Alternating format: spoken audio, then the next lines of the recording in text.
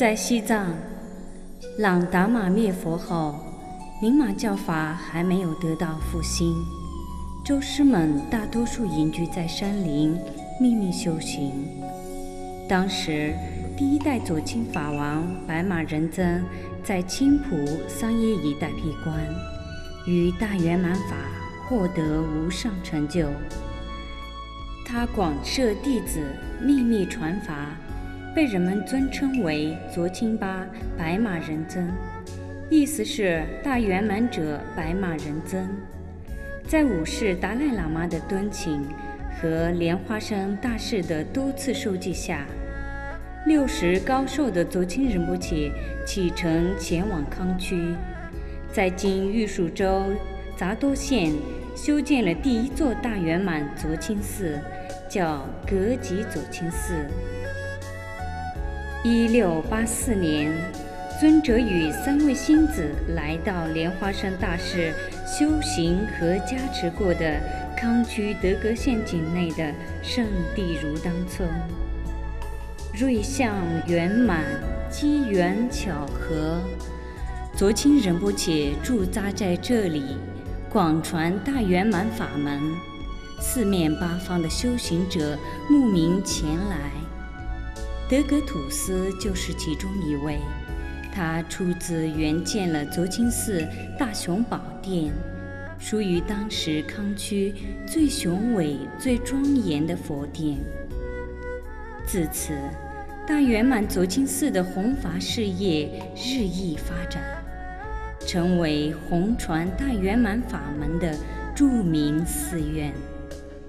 19世纪中期，第4世左倾仁波切名久南卡多杰与大成就者贤彭塔耶，在左倾寺附近创建了昔日僧武明佛学院，造就了无数佛教大师、大成就者，成为宁玛派一大主要寺院。如今，左倾寺有300多座分寺，分布在亚洲、欧洲等世界各地。左倾寺共有12代法台，主要由历代左倾仁波切担任。第5世左倾仁波切图丹丘吉多杰具有无碍智慧，认定藏传佛教各教派高僧转世，许多大成就者转世后被仁波切认定并迎请到左倾寺，因此左倾寺成为康区活佛最多的寺院，素有白佛大寺的美誉。左倾圣地成就了无数的大圆满行者，山山水水都留下了他们神通的手印、